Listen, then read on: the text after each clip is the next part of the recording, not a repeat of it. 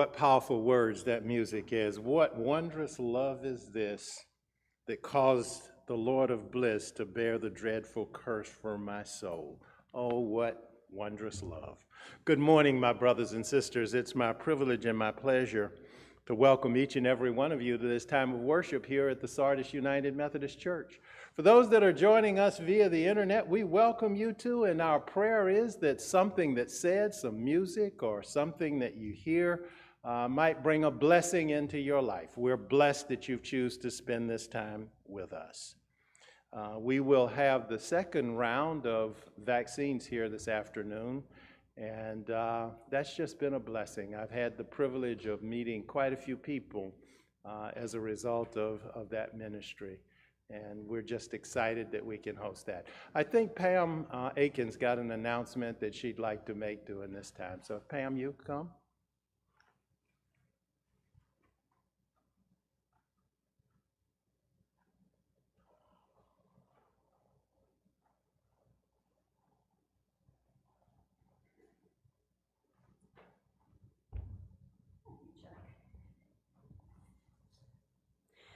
Well, for those of you who are United Methodist, you know that pastors often make the rounds of churches, and they are assigned to churches as the leadership sees fit.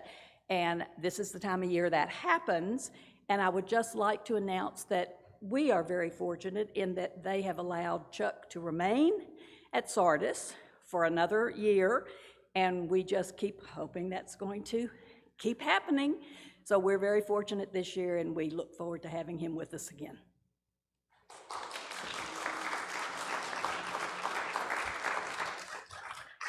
You know, just to follow up on what Pam said, I just want to let you all know how blessed I feel to be here. This is just a wonderful place, and God pours out His Spirit. Let us pray.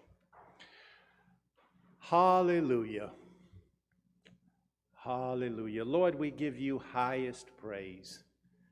And as we come to this time of worship, it is our prayer that we might know your presence in this place, that you would pour out your Holy Spirit. And Lord, that something that's said, that something that we do might bless someone as you have blessed us with your presence in this place. This is our prayer, and we ask these things. We lift them up. We do it in the mighty and powerful name of our Lord and Savior, Jesus the Christ. Amen.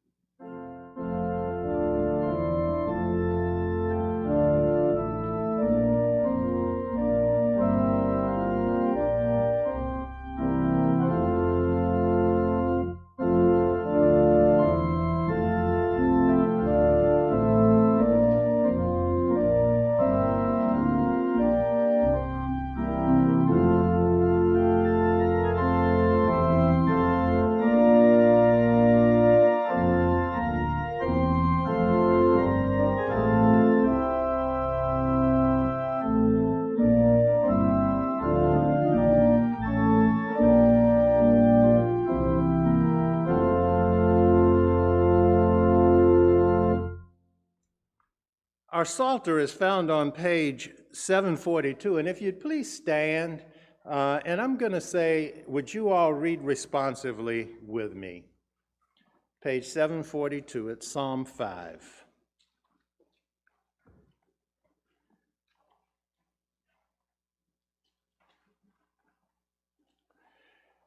Give ear to my words, O Lord, give heed to my groaning.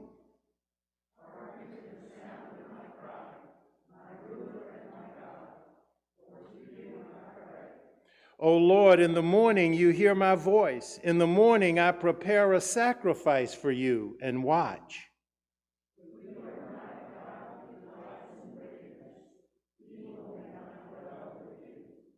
The boastful may not stand before your eyes. You hate all evildoers.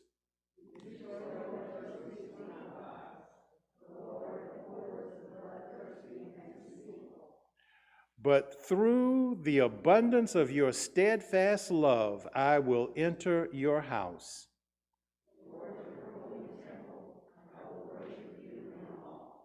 Lead me, O Lord, in your righteousness, because of my enemies. For there is no truth in their mouth, their heart is destruction.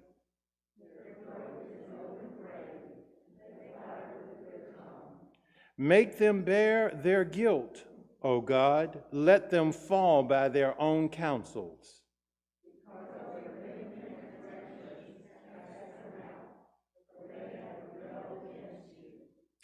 Let all who take refuge in you rejoice. Let them ever sing for joy. Defend them, that those who love your name may exalt in you.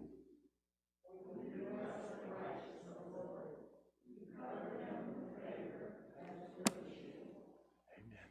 Please be seated.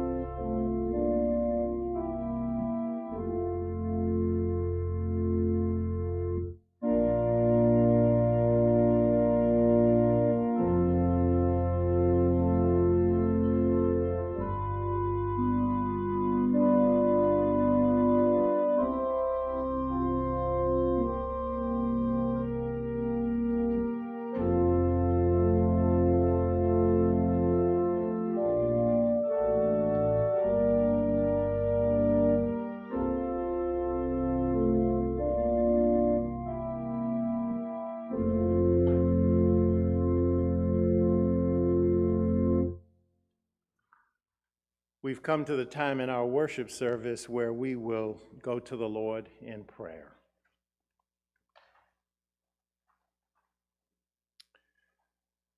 Most gracious and eternal God,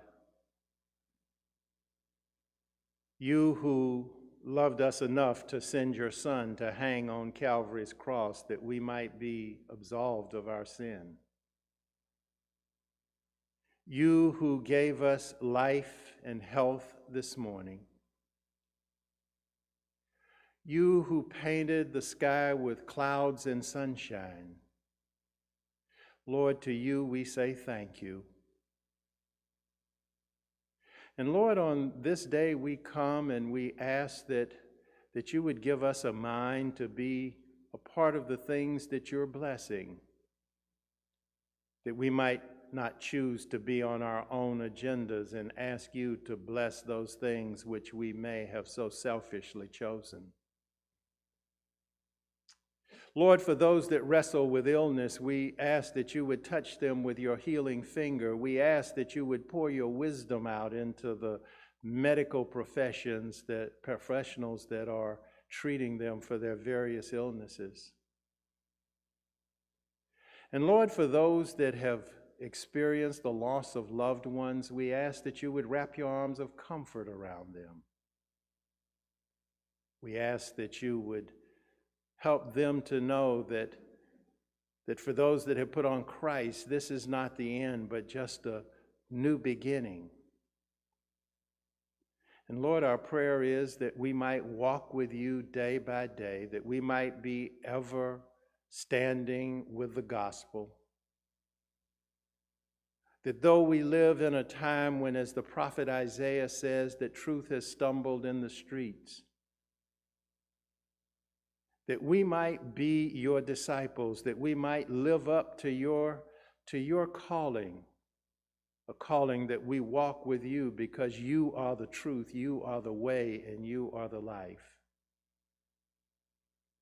Lord, we pray today for a country that is so divided and ask that somehow we might be once again one nation under God. Lord, we pray for our church today, a church that has so much division that we're not good witnesses to the gospel of Christ Jesus. And Lord, we thank you today that you have given us this place of sanctuary, where we can come together and just see each other's faces and proclaim that you are Lord. We pray these things, Lord, and we say together now the words of Jesus. Our Father, who art in heaven, hallowed be thy name. Thy kingdom come, thy will be done, on earth as it is in heaven. Give us this day our daily bread, and forgive us our trespasses, as we forgive those who trespass against us. And lead us not into temptation, but deliver us from evil. For thine is the kingdom and the power and the glory forever. Amen.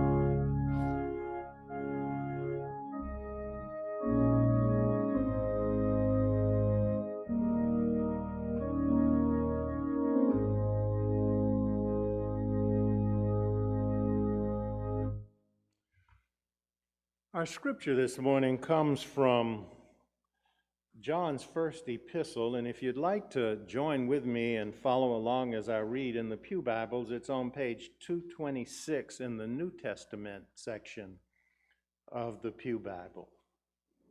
Page 226.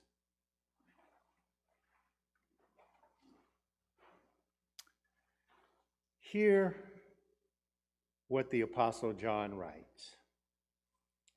Beloved, let us love one another, because love is from God. Everyone who loves is born of God and knows God. Whoever does not love does not know God, for God is love. God's love was revealed among us in this way. God sent his only Son into the world so that we might live through him. In this is love, not that we loved God, but that he loved us and sent his Son to be the atoning sacrifice for our sins. Beloved, since God loved us so much, we also ought to love one another. No one has ever seen God. If we love one another, God lives in us, and his love is perfected in us. By this we know that we abide in him and he in us, because he has given us of his Spirit. And we have seen and do testify that the Father has sent his Son as the Savior of the world. God abides in those who confess that Jesus is the Son of God, and they abide in God. So we have known and believed the love that God has for us. God is love, and those who abide in love abide in God, and God abides in them. Love has been perfected among us in this, that we may have boldness on the day of judgment. Because as he is, so are we in this world. There is no fear in love, but perfect love casts out fear. For fear has to do with punishment, and whoever fears has not reached perfection in love. We love because he first loved us. Those who say, I love God, and hate their brothers or sisters are liars. For those who do not love a brother or sister whom they have seen cannot love God whom they have not seen. The commandment we have from him is this: those who love God must love their brothers and sisters also. The word of God for the people of God. And we say, thanks be to God.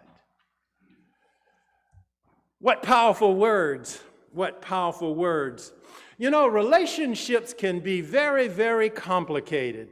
Family members hate each other, siblings rival, unfriend each other, friends do. Lovers quarrel. And in our country today, we deal with a fractured political system where the relationships that exist in our government are totally adversarial. These are political relationships that have served us well, provided some balance for some 245 years, and yet we have moved to this place. The United Methodist Church struggles with relationships between those who have different theological beliefs. And as individuals, we are not exempted from the reality of these struggles. However, I submit to you today that God offers us an answer. He offers us an answer to these struggles, and the answer is love. Not the Hollywood kind of love that we so often see on television, but love that has its origin in God, the God who is love. You know, I've often heard that the 13th chapter of 1 Corinthians is called the love chapter, but I submit to you this morning that 1 John is God's love letter to each of you. It speaks to what God is, it speaks to what God did, and it speaks to what God is doing. Our human minds are incapable of completely understanding who God is, understanding what God is. One of my seminary professors summed it up this way: if we could define God, the definition would be God. However, John has given us some insight into the very essence of God. In his gospel, he tells us that God is spirit. In my limited mind, I tried to conceive of spirit, and what that tells me is that God is not bound by time and space. In fact, God is the creator of both time and space. He also tells us that God is light, and what light means is that there is holiness, because light represents holiness and darkness represents sin and evil. When John says that God is light, it refers to the absolute holiness, the absolute withoutness of sin that God is. And now we come in this letter to these words: God is love. In this statement, John is not inviting us to reverse the sentence and proclaim that love is God. When John says that God is love, it is God's definition of who God is and not our definition of who God is. You see, we live in a culture that in many ways has made an idol of love. John MacArthur helps us understand the place that love holds in our society. Here's what he says: our culture trivializes love by sentimentalizing it. The love we hear about in popular songs is almost always portrayed as a feeling, usually involving unfulfilled desire, a craving that is never quite satisfied, a set of expectations that are never quite met. Unfortunately, he says, that sort of love is devoid of any ultimate meaning. It is actually a tragic reflection of human lostness. Much of what we call love in our modern society bears no resemblance to the holy spiritual love of God. One of my favorite authors, C.S. Lewis, helps us to understand how love becomes an idol. Here's what he tells us. Every human love at its height has a tendency to claim for itself divine authority. Its voice tends to sound as if it were the will of God himself. It tells us not to count the cost. It demands of us our total commitment. It attempts to override all the other claims and insinuates that any action which is sincerely done for love's sake is thereby lawful and even meritorious. The erotic love and love of one's country may thus attempt to become God's. This is generally recognized, but family affection may do the same. C.S. Lewis warns us, love ceases to be a demon only when it ceases to be a god. When John says that God is love, it is important to note what he is not saying. He is not saying that God is loving, though that is true. He is not saying that one of God's activities is to love, though that is true as well. When he says that God is love, it speaks to the essence of what God is. It's like saying Chuck is a man or Mary is a woman. When God is identified as love, it opens many doors and answers many questions. It's an explanation of creation. Let me ask you the question, why would God create a world that was going to cause him nothing but trouble? The answer is love. Love must have someone to love and someone to return that love. It's also the answer to free will. You see, unless love is a free response, it is not love. Last week I spoke about the lack of a word to describe the love of God, and we started with that passage, see what great love. I want to add some adjectives in here. See what great, stupendous, magnificent, awesome, incomprehensible love the Father has that we should be called the children of God. And I submit to you this morning that you can add all of the other adjectives of that genre, and you still will not have described the magnificent, incomprehensible love of God. Love that allows us to be called the children of God. And that is what you are. You are God's love child. And by a deliberate act of self-limitation, God has given you free will, the right to choose. God is love is the explanation also of God's providence. It was in God's power to create the universe, wind it up, and walk away from it. But because God is love, his creating act is followed by constant care. It's not an omnibus care for the world. It is individual care for each of you. Reflect on the words of King David. Because he's my shepherd, I shall not want. That's providence. Because he's my shepherd, I can rest beside still waters. That's comfort. Because he's my shepherd, he walks with me through the valley of the shadow of death. That's the absence of fear. Because he is my shepherd, wherever I am, there he is with me. That's divine companionship. And because God is love, he must communicate not only in words, but in actions as well. One of my favorite cliches, and I say this often, is that what you do speaks so loud that I can't hear what you say. True love is never static or inactive, and God's love finds its greatest expression in the death of Jesus hanging on the cross. The Bible says it this way,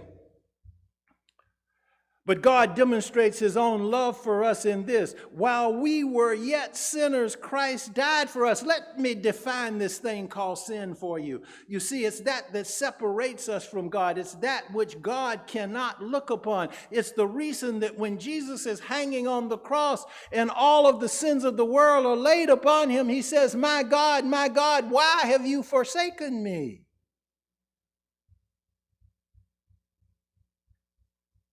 While we were still sinners, Christ died. While we were still in rebellion with God, Christ died for us.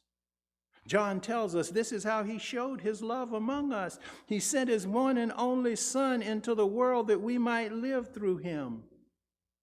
Jesus is the bringer of life.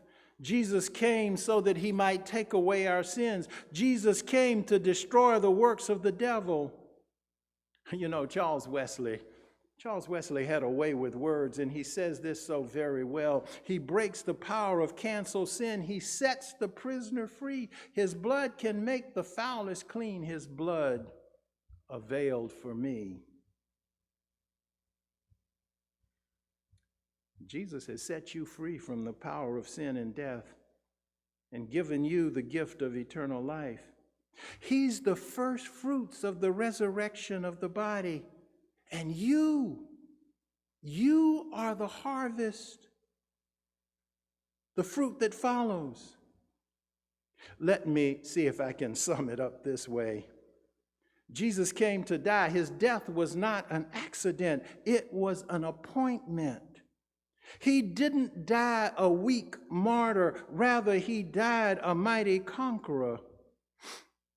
The example of Christ, the teachings of Christ, the earthly ministry of Christ, all find their meaning and fulfillment in the cross.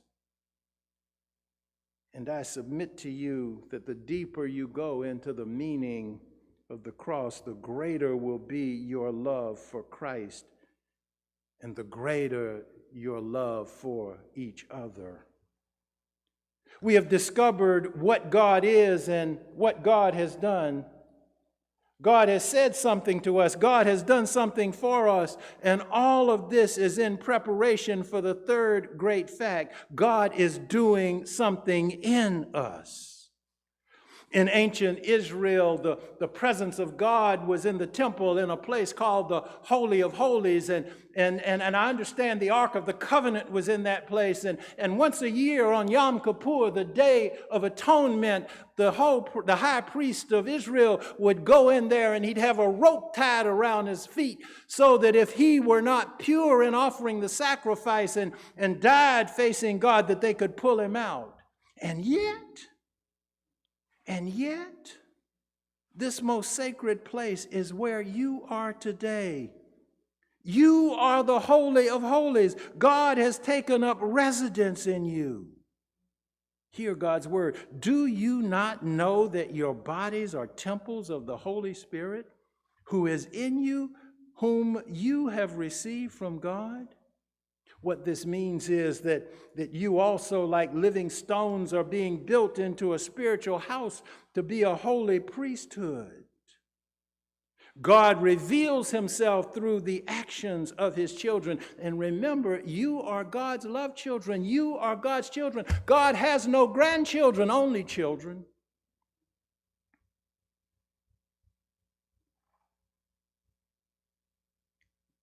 Since God so loved us, we ought to also love one another. The solid foundation of what God is and what God has done lays down an ethical imperative for us.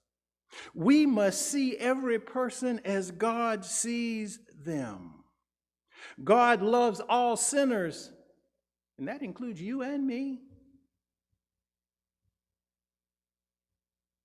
We are to love out of the fullness of God's prior love. There is no confusion in God's order. It's not our actions that earn God's love. It's God's love for us that provides the motivation for us to love others. The world will not believe that God loves sinners until they see his love at work in his children's lives. I want to share a story with you. Andrea has a niece. Her name is Annie. And Annie was one of those that was raised in fashionable areas in the East Cobb area. But she doesn't live there anymore. She lives in Kenya. And she lives in Kenya with one mission in mind: to save babies and to let them know that God loves them. She's given up her life here, her easy life here. She's a new mother, and I understand that the hospital where she gave birth is 2 days' journey away from where she lives. She's given up the comforts that we take as just everything normal to share God's love and to save those babies.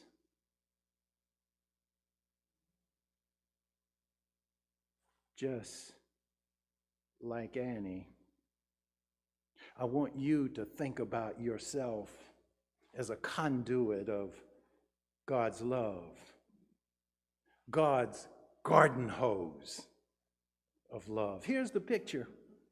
Think about your garden hose. You know, as long as the water is turned on, the hose is always full. In fact, even when you turn the water off, the hose is still full. But you see, God's love is like an ever-flowing source of love, like a faucet that never gets turned off. And even if you give it all away, the hose is still full. The hymn writers always seem to come up with just the right words to express the truth about God. One is a writer by the name of F.M. Lehman, and he wrote a hymn called The Love of God, and it sums up what I've tried to share with you today, and I want you to hear his words. The love of God is far greater than tongue or pen can ever tell. It goes beyond the highest star and reaches to the lowest hell. The guilty pair bowed down with care. God gave his son to win. His erring child he reconciled and pardoned from his sin. Then he speaks to the magnitude, the infinity of God's love. Could we with ink the ocean fill, and were the skies of parchment made, where every stalk on earth a quill, and every one a scribe by trade, to write the love of God above would drain the ocean dry, nor could the scroll contain the whole, though stretched from sky to sky. The truth about love is this: God is love. It is who and what God is. The truth about love we have learned at the foot of the cross, and we celebrate God's love in light of the resurrection. And you and I, are the conduits and witnesses of God's love to a lost and needy world. Amen, my brothers and sisters.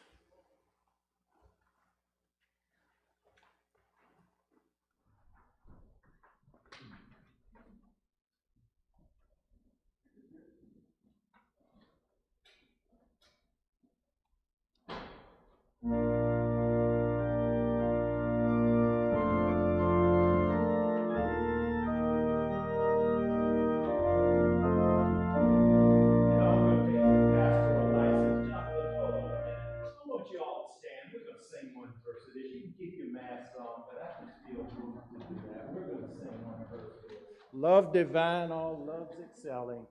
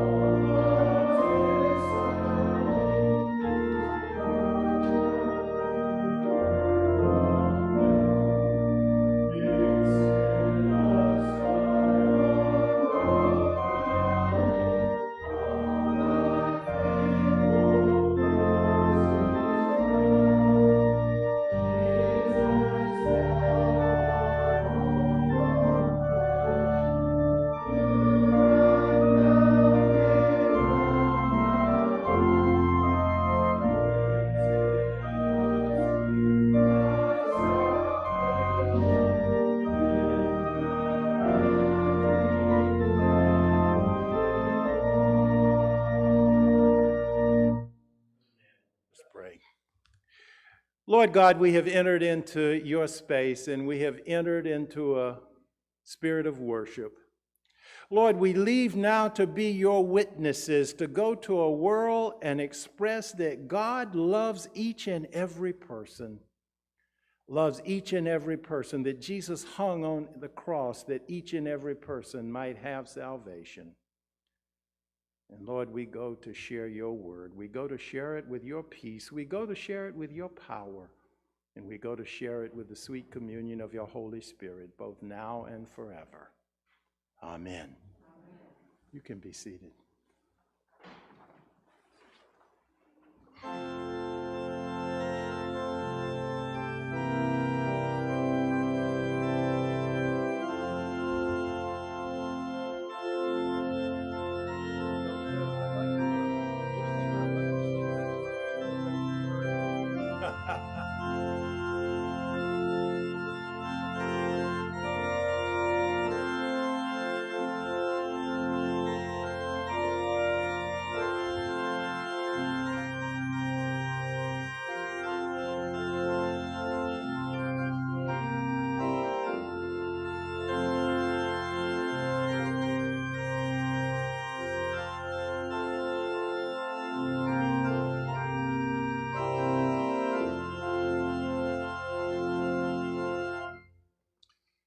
And God's folks all said,